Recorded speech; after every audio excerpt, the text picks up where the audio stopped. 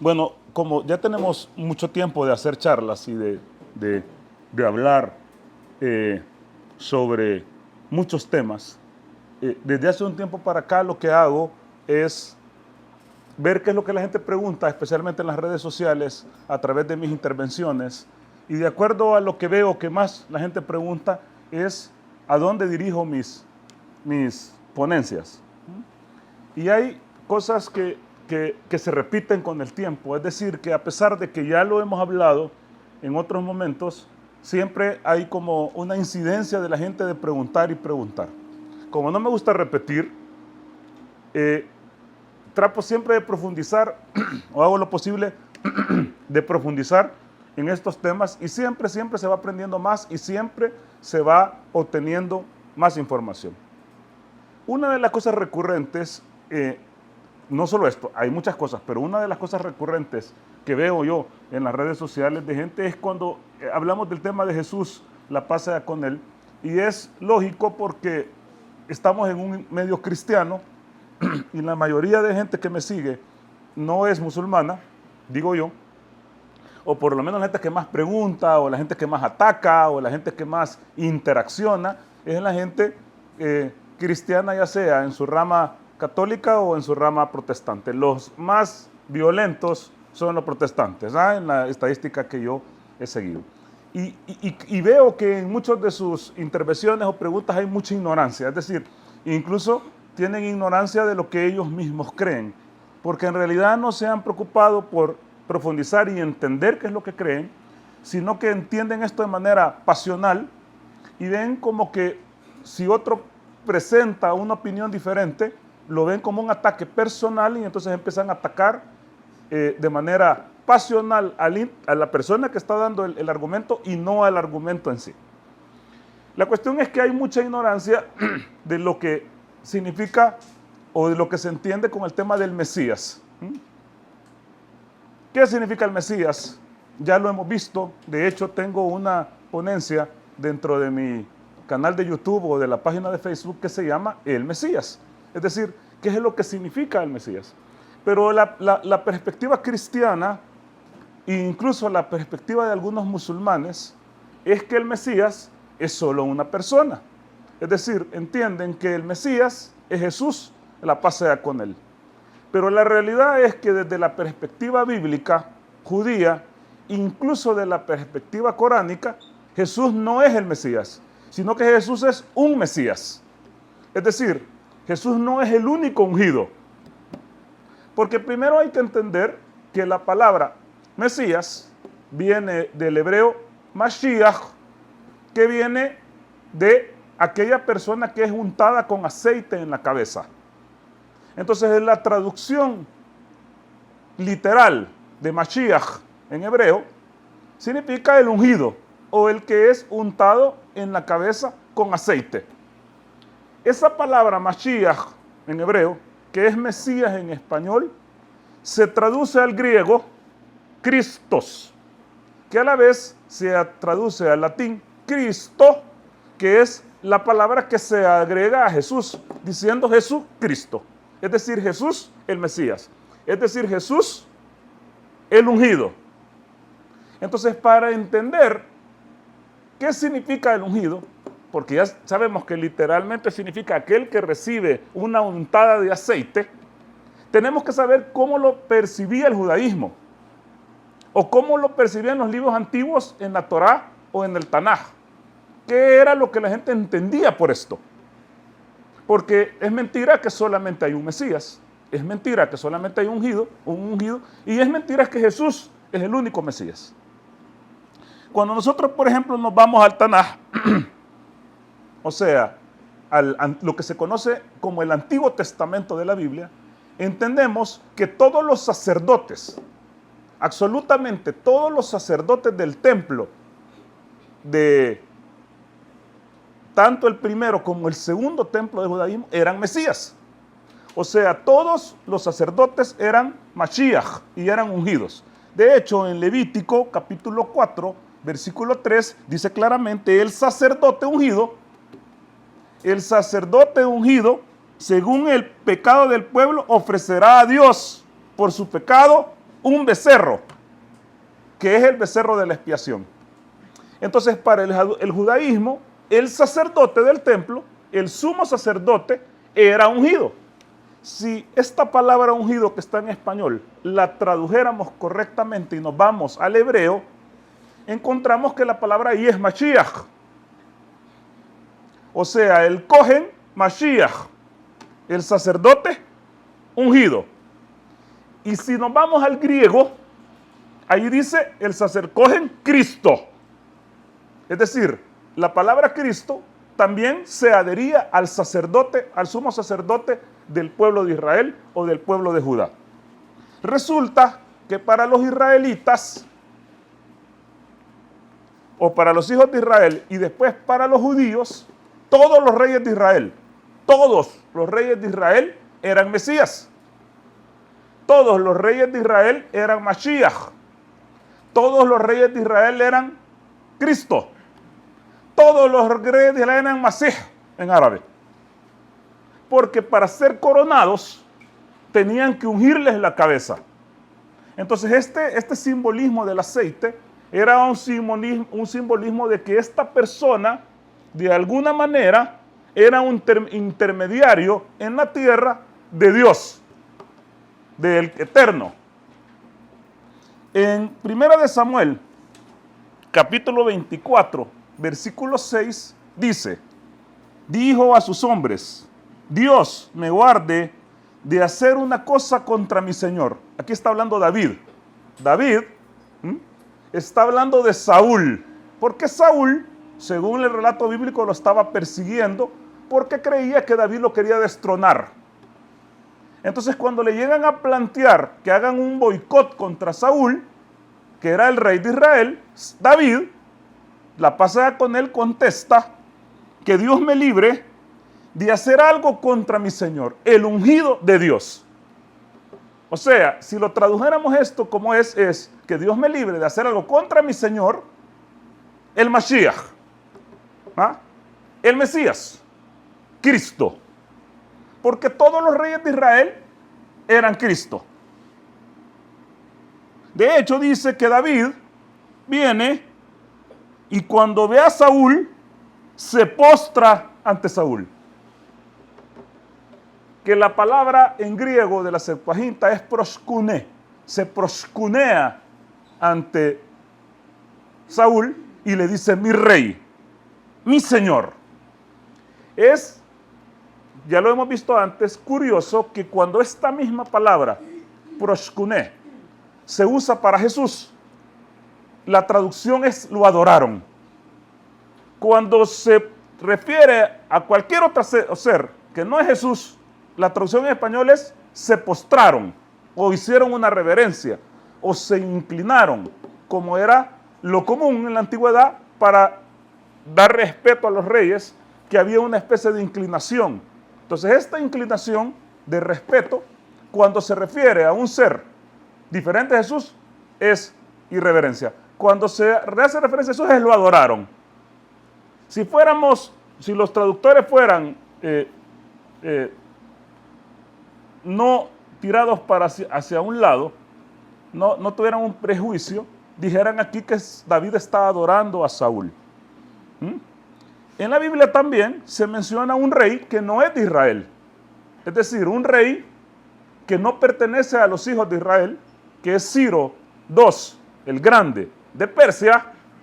Y la Biblia en el Antiguo Testamento, en Isaías 45:1, dice así: el ungido de Dios, Ciro, el cual yo tomé por mi mano derecha y está a mi diestra.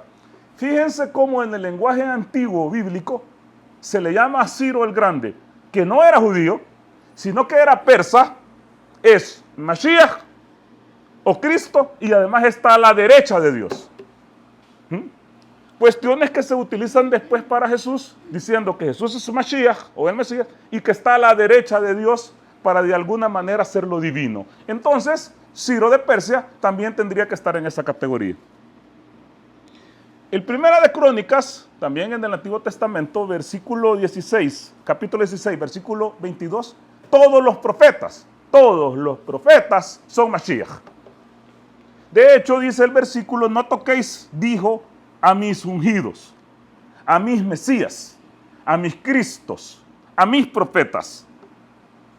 Entonces resulta que el concepto de Mesías no es exclusivo de Jesús y tampoco es exclusivo de los hijos de Israel.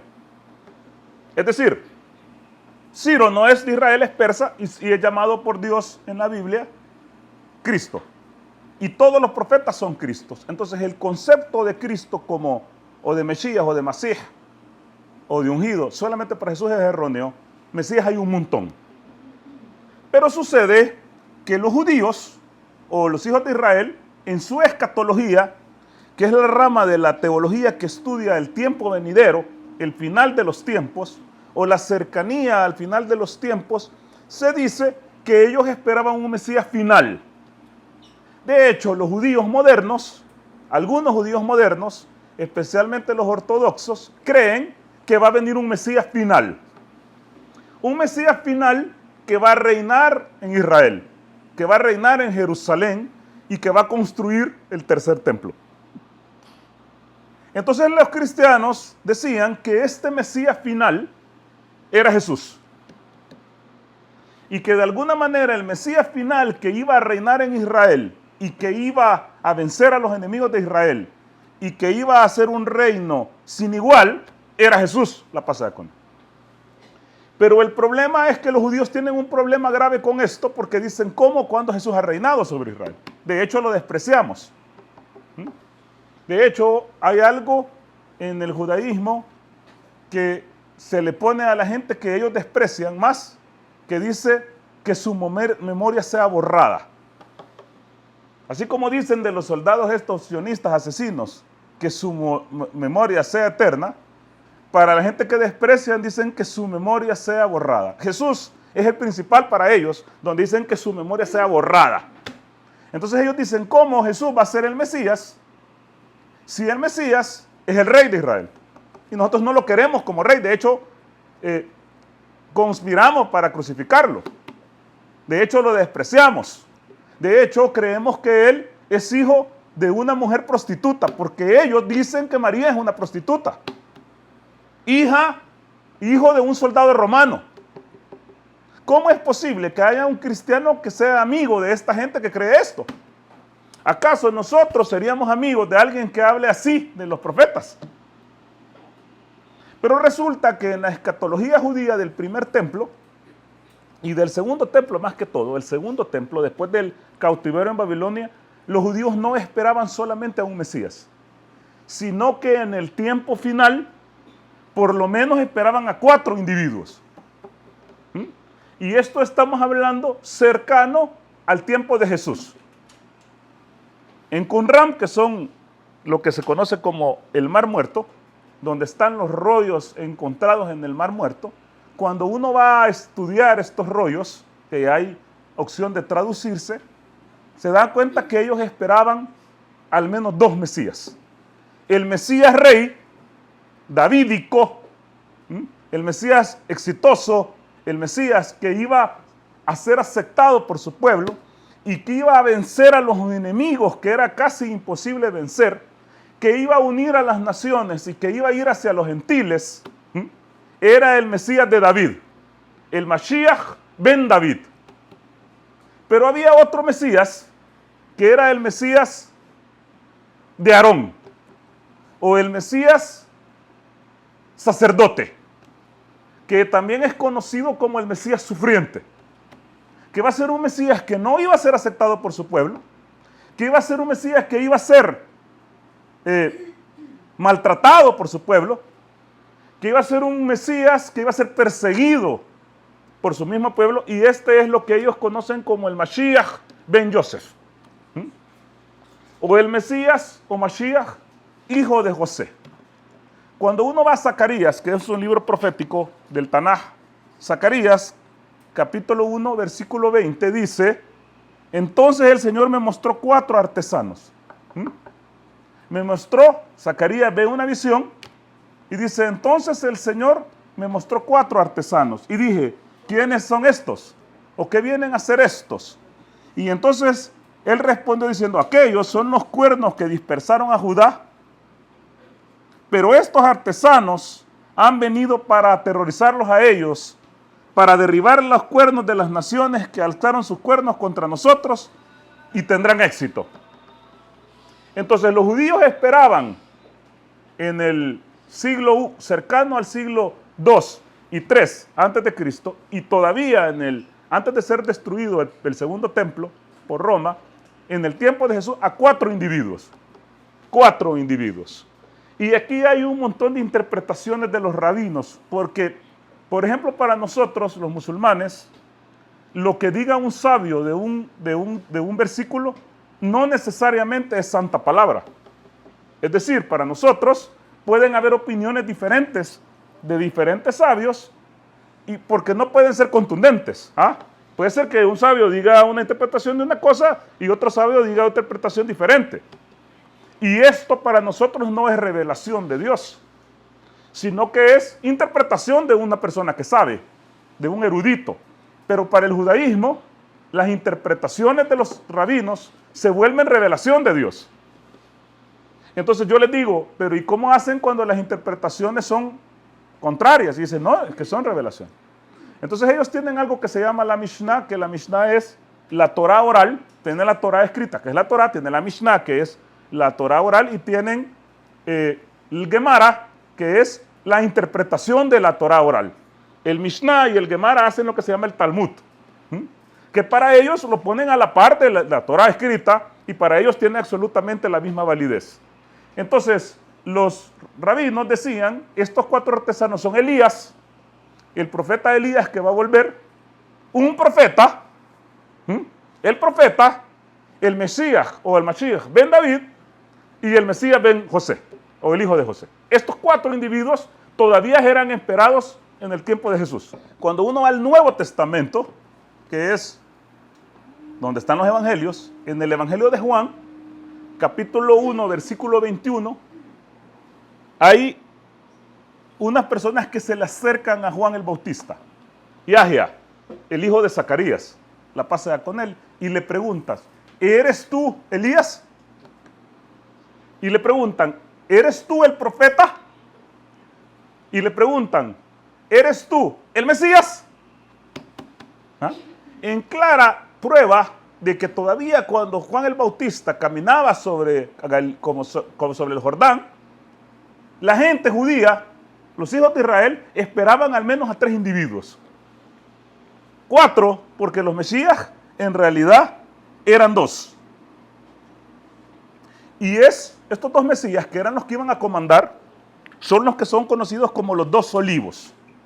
En Zacarías, en el versículo 1, dice, y volvió el ángel conmigo y me despertó. Zacarías hablando sobre la visión, y dice, como un hombre que es despertado de ese sueño, y me dijo, ¿qué ves? Y respondí, he mirado, y aquí un candelabro de oro, un depósito encima, y sus 7 lámparas encima del candelabro, y 7 tubos, y junto a ellos 2 olivos. Estos 2 olivos son interpretados en el judaísmo como los 2 Mesías. Y esta idea se toma también en el Apocalipsis, que ya es el Nuevo Testamento tardío, en el capítulo 11, versículo 3, que dice, y daré a mis 2 testigos que profeticen vestidos de silicio. Estos 2 testigos son los 2 olivos. Entonces estos 2 olivos eran los 2 Mesías importantes para el judaísmo, y no solamente uno. Y hay cosas que son interesantes para entender cómo los judíos entendían estos 2 Mesías, porque una cosa es clara, y ellos no entendían que los Mesías eran para el mundo, en el sentido que venían a predicar a todo el mundo, sino que entendían que el Mesías era para Israel.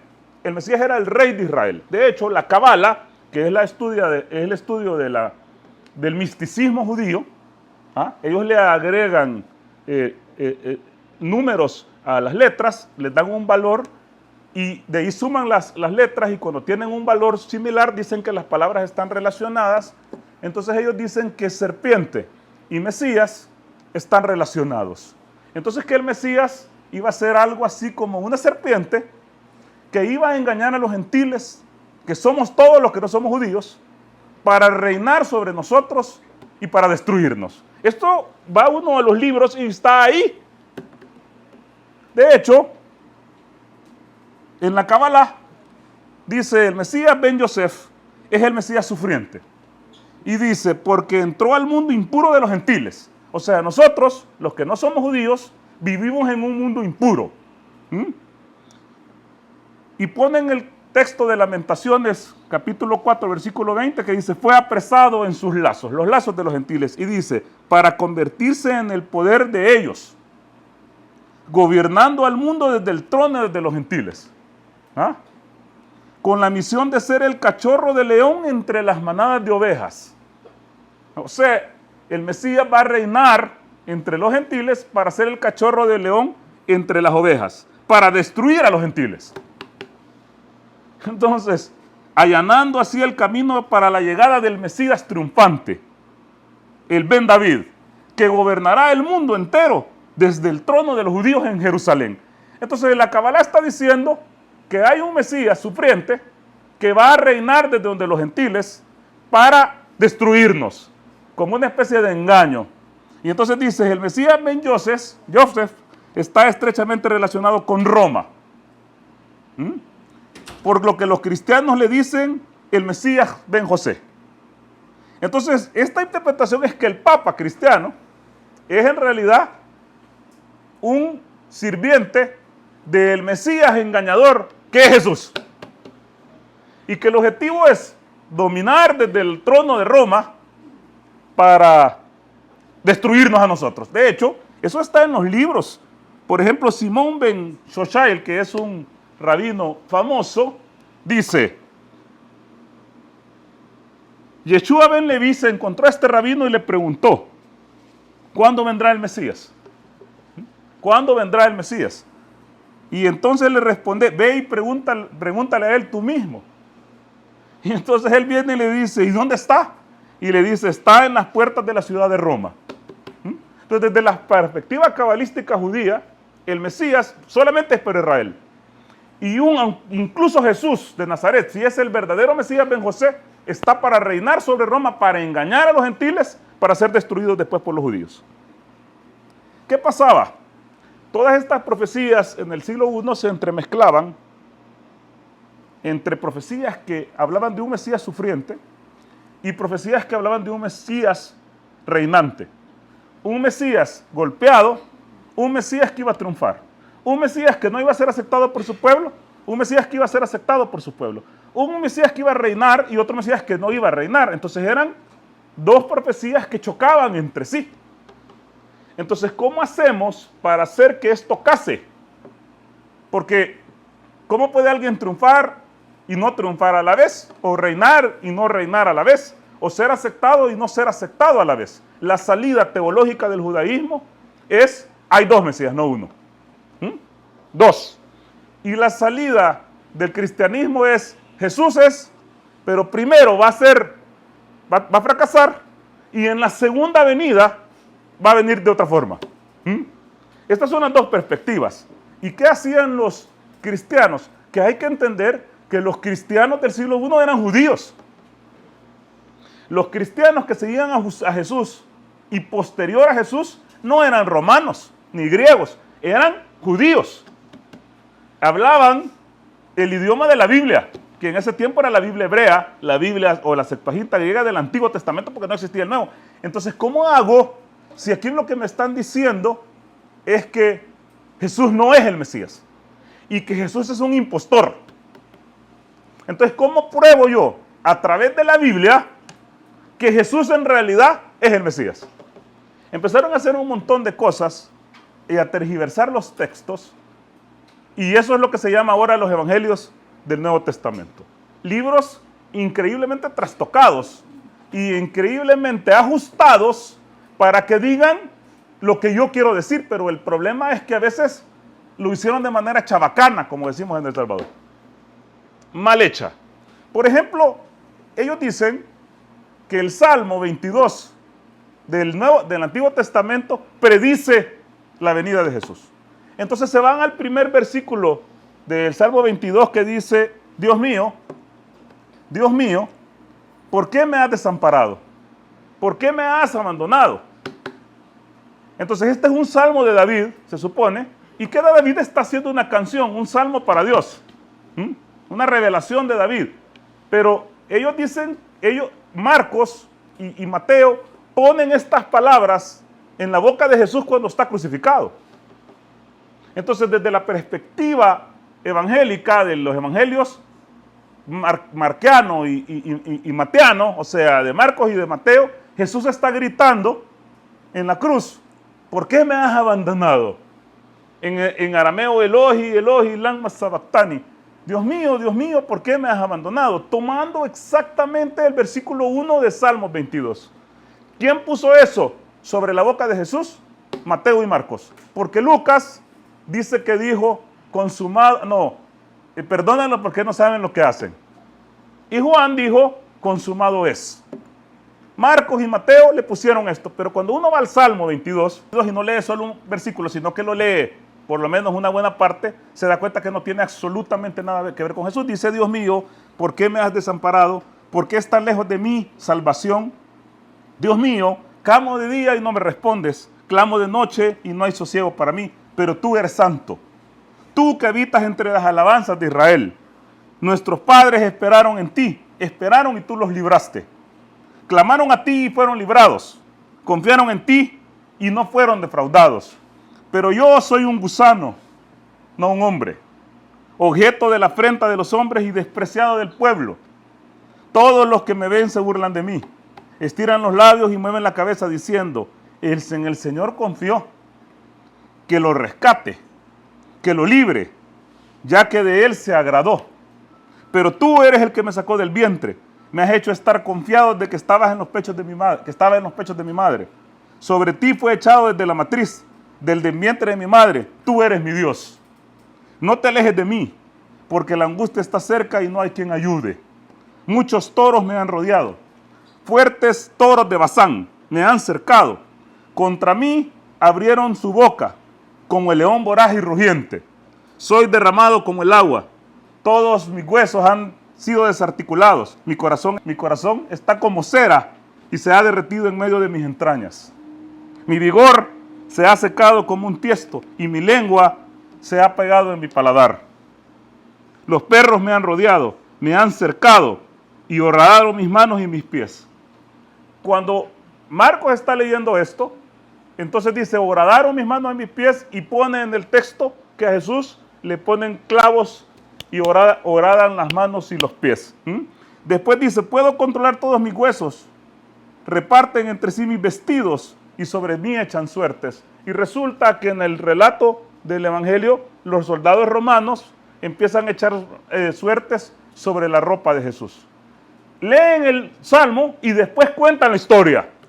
Y esta historia quieren que pegue con el Salmo, pero de ahí no siguen leyendo, pues no se lo voy a leer todo, pero dice: sálvame, líbrame, fortaleza mía, apresúrate a ayudarme, libra mi alma de la espada, libra mi única vida de las garras, sálvame de la boca del león y de los cuernos de los toros salvajes. Y tú me respondiste, y tú me respondiste: anunciaré tu nombre a mis hermanos, en medio de la congregación te alabaré. Los que temen al Señor, alámenle, glorifíquenle todos los descendientes de Jacob. Teman ustedes todos los descendientes de Jacob, porque no despreció ni desdeñó la aflicción que me pasaba, ni de él escondió su rostro. Más bien me oyó cuando clamé a él. Tuya es mi alabanza. En la gran congregación mis votos pagaré. Amén. Ok, ¿qué está diciendo David? Esta es una manera poética de decir: yo estaba mal, mis enemigos estaban a punto de agarrarme. Tiene que ver mucho cuando él huye, porque Saúl lo empieza a perseguir, y él clama a Dios, Dios lo escucha y lo salva de la muerte, y le da el éxito, y le da la victoria. Entonces no cuadra, porque Jesús, desde la perspectiva cristiana, se murió en la cruz. De hecho, gritó en la cruz. Gritó y oró, suplicando ayuda. Y Dios no lo escuchó. Desde la perspectiva de la Biblia, Jesús fue muerto. Entonces viene alguien y dice: sí, pero venció a la muerte. Y dice: mejor que no la hubiera vencido, porque la forma más fácil es que no se muriera. Sí, pero resucitó. Bueno, pero si resucitó, ¿para qué era necesario que lo golpearan así y estuviera gritando que Dios lo salvara? Entonces esta razón es básicamente la que los judíos utilizan para descartar a Jesús como Mesías. Pero ¿qué dice el Corán? El Corán dice claramente que la gente maquinó para matar a Jesús. O sea que acepta el Corán que hubo una maquinación de parte especialmente de los saduceos y de los que controlaban el Sanedrín para matar a Jesús. Pero que Dios no lo permitió y que Dios lo salvó y que Dios escuchó su ruego y lo elevó. Para nosotros Jesús venció a la muerte de verdad porque no le pegaron, ni lo mataron, ni lo humillaron, sino que Dios lo salvó.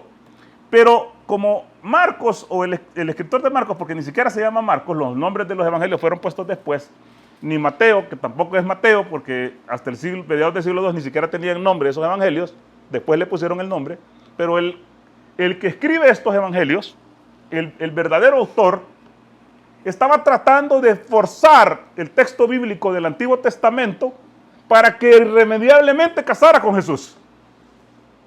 Pero el problema es que lo hacen mal. Por ejemplo, si yo voy donde un cristiano o de un excristiano, la mayoría que están aquí, y yo les pregunto, ¿cómo es la historia del nacimiento de Jesús bíblico?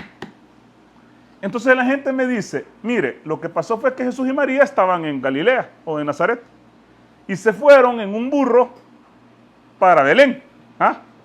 Allá en Belén buscaron un pesebre, porque como estaba lleno los hoteles, o bueno, las posadas, las fondas, y fueron por un censo que se ordenó, entonces José tiene que ir allá, y se van y se meten en un pesebre, y cuando están en el pesebre, hay una estrella, llegan los Reyes Magos, con mirra y ¿cómo se llama? Y incienso, y se postran ante Jesús.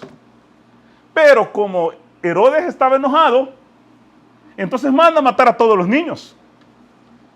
Y entonces, como José se da cuenta que iban a matar a los niños, Dios en sueños le dice que se lleve a Jesús para Egipto, allá por Asiut.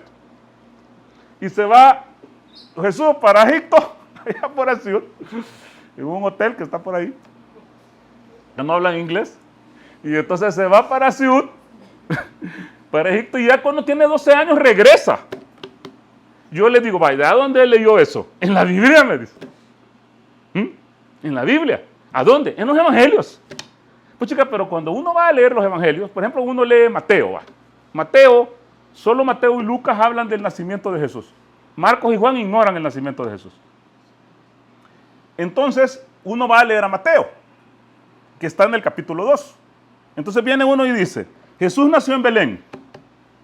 Fíjense bien, así empieza el capítulo del nacimiento de Jesús. Jesús nació en Belén, de Judea, en días del rey Herodes.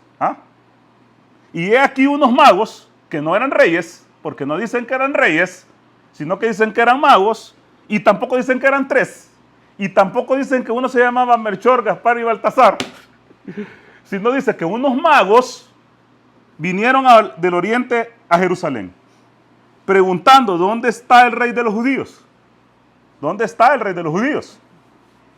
Porque hemos visto una estrella y hemos venido para adorarle, dice Mateo. La palabra es proskuné, vinimos para hacer reverencia, pero ahí le ponen a adorarle, les encanta. Cuando el rey Herodes oyó esto, se turbó y toda Jerusalén con él. No sé cómo toda Jerusalén se puede haber turbado, pero bueno. Y habiendo convocado a todos los principales sacerdotes y a los escribas, les preguntó, ¿dónde van a nacer el Mesías? ¿Dónde van a nacer? Y entonces ellos le dijeron, en Belén van a nacer. Y tú, Belén, en la tierra de Judá, porque así dice el profeta que está en otro libro anterior, Miqueas, porque de a ti saldrá un gobernante de Belén. Entonces Herodes llamó en secreto a los magos e indagó a dónde iban. Y enviándolos a Belén les dijo, vayan y averigüen con cuidado acerca del niño. Tan pronto lo hallen, háganmelo saber, para que yo también vaya y le haga reverencia. Ellos, después de oír al rey, se fueron. Vas a creer que Herodes no los mandó siquiera con un espía ahí que los fuera a seguir, pero aquí dice que les dijo, vayan y me mandan un WhatsApp. Dice, al ver la estrella se regocijaron. Cuando entraron en la casa, vieron al niño con María su madre y postrándose le hicieron reverencia. Entonces abrieron sus tesoros y ofrecieron oro, incienso y mirra, pero advertidos por revelaciones en sueños se volvieron, no regresaron a Herodes y llegaron a su país. Ok. ¿Dónde está aquí el pesebre? ¿dónde está el burro y el toro o la vaca que aparecen en los nacimientos?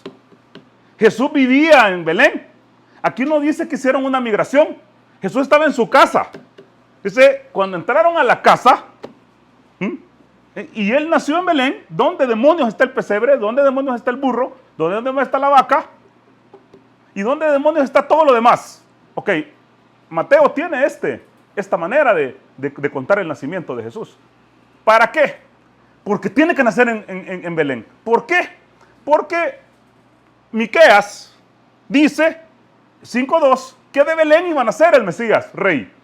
Entonces, tengo que meterlo en Belén. Pero ¿cuál era el problema? Todo el mundo sabía que Jesús era de Nazaret. Entonces, Jesús de Nazaret. Si Jesús es de Belén, ¿por qué no se llamaba Jesús de Betlehem? O Jesús de Belén. ¿Ah? ¿Por qué de Nazaret?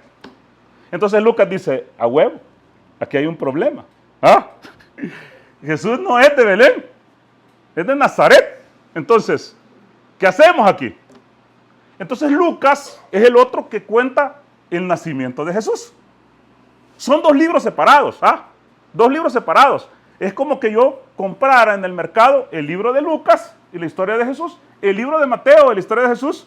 No son en el mismo libro, son dos relatos diferentes.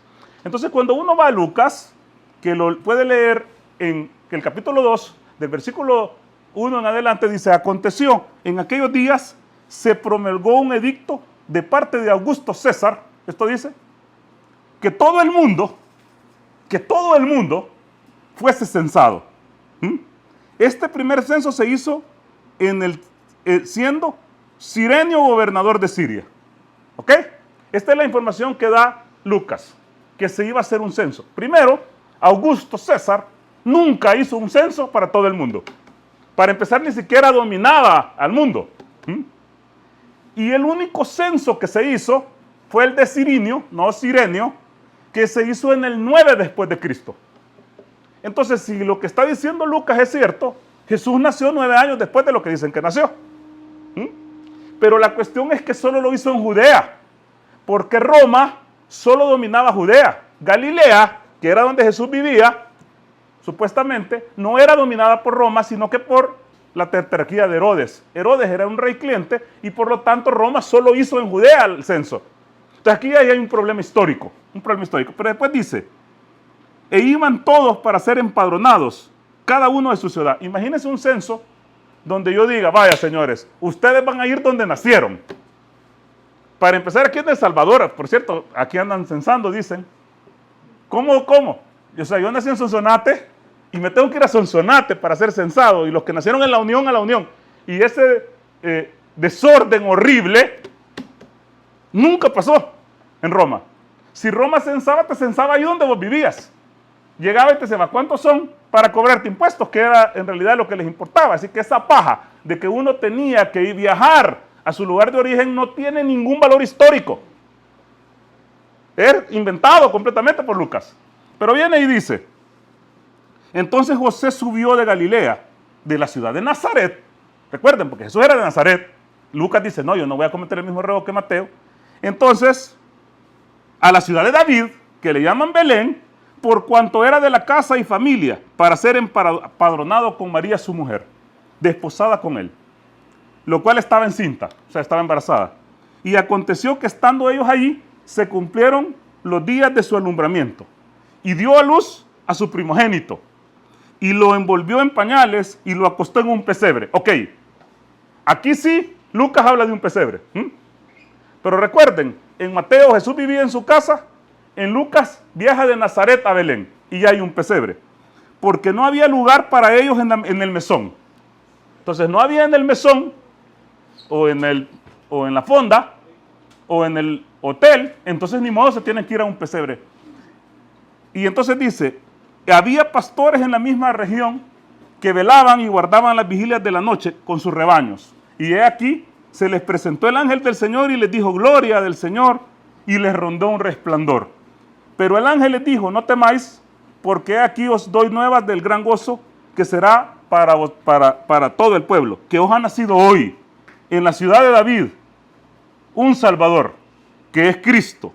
Esto servirá de señal. Araréis al niño envuelto en pañales, acostado en un pesebre, y repentinamente apareció con él el ángel, una multitud de las huestes celestiales que alababan a Dios y decían, gloria a Dios en las alturas. Sucedió que cuando los ángeles se fueron de ellos, los pastores se dijeron a unos a otros, pasemos pues a Belén a ver qué ondas. Eso le estoy agregando yo, pero a ver, vamos a ir a ver.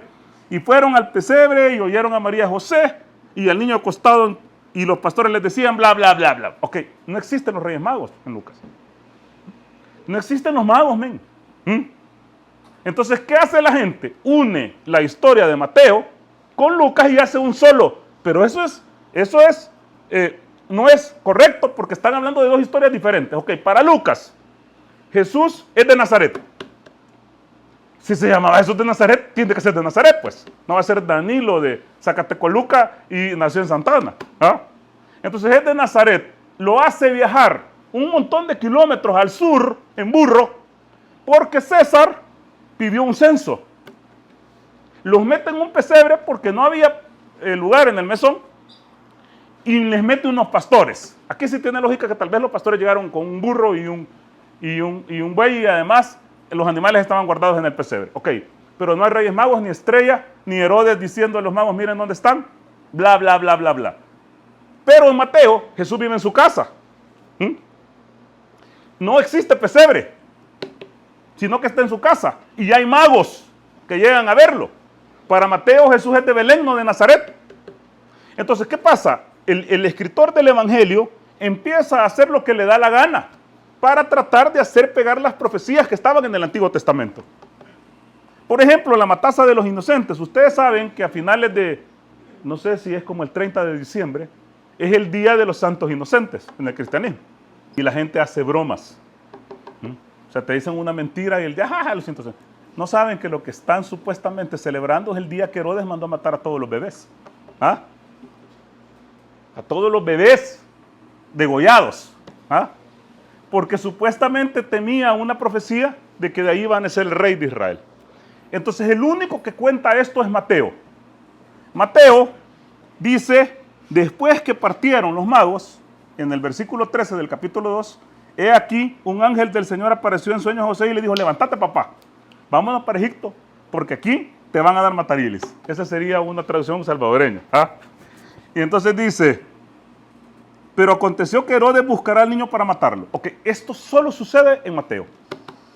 Entonces en Mateo, José, María y Jesús huyen a Egipto y se están 12 años allá. Pero en Lucas nunca huyen, nunca hay matanza de Herodes y Jesús es presentado al templo al 8º día para ser circuncidado y va a la sinagoga chiquito.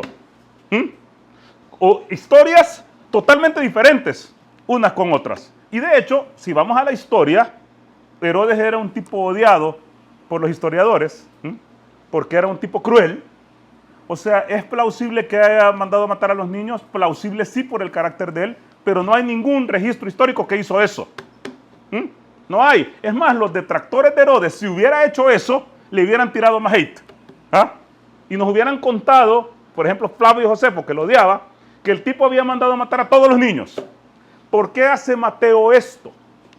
Porque Mateo tenía un problema con los judíos más fuertes, los fariseos, que decían que Moisés era superior a Jesús. Entonces, ¿qué hace Mateo?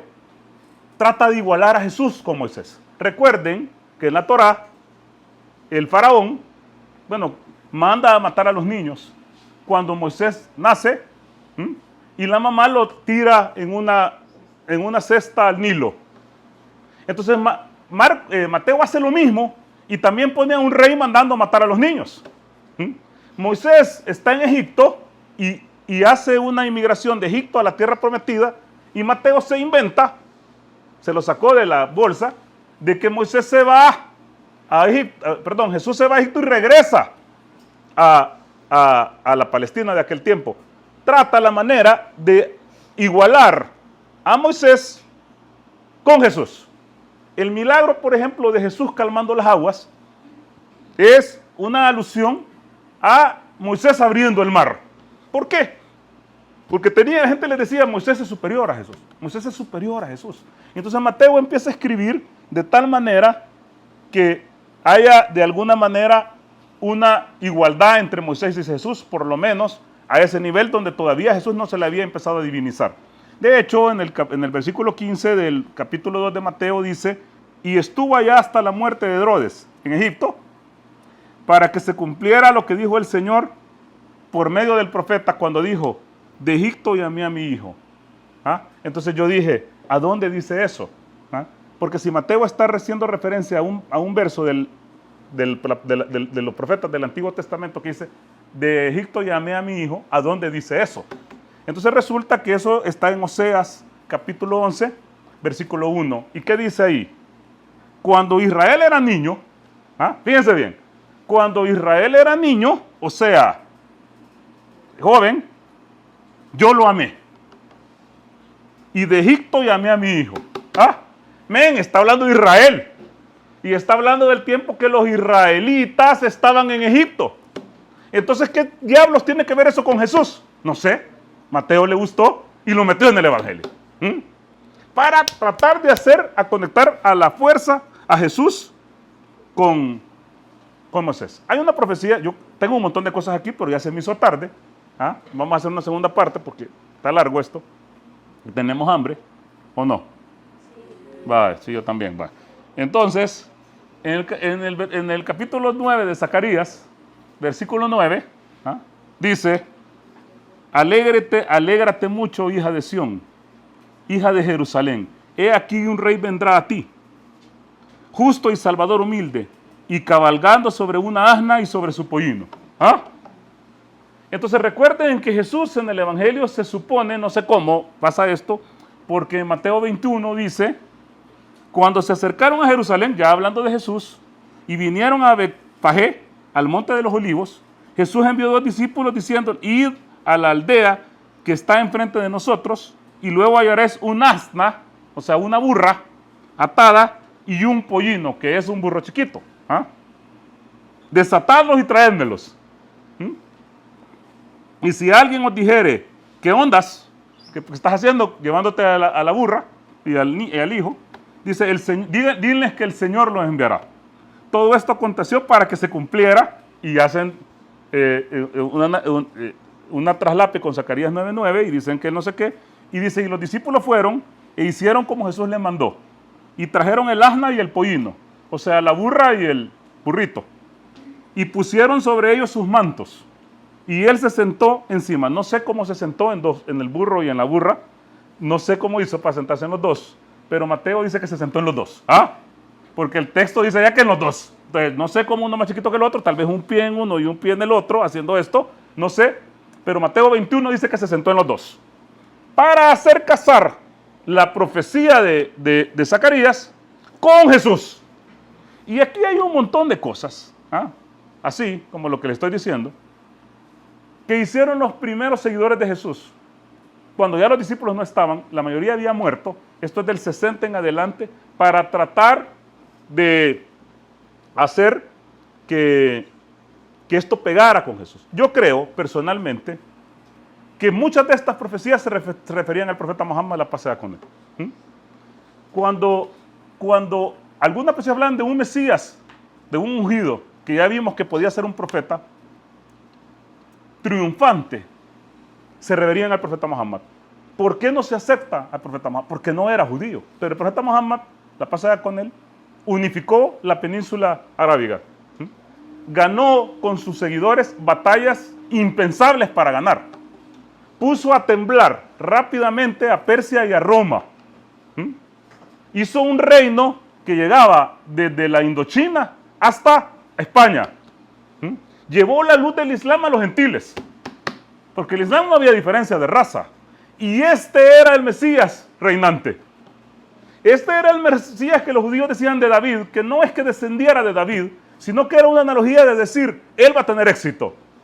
Y creo que Jesús era el Mesías sufriente. Creo que Jesús era el Mesías Ben José, que por eso se inventaron a José también, por cierto, para hacerlo casar con José. El Corán, versículo 2, capítulo 2, la sura de la vaca, versículo 89 dice lo siguiente. Y cuando le llegó el libro de Allah, o sea, el Corán, y cuando le llegó el libro de Allah, que confirmaba lo que ya tenían en la Torá, a pesar de que antes oraban para que llegara ese profeta que estaban esperando, que lo guiara a la victoria contra los incrédulos, cuando se les presentó, lo reconocieron. Pero como no era judío, no creyeron en él. Que la maldición caiga sobre los que niegan la verdad. Muchas gracias. Salamu alaikum wa rahmatullah.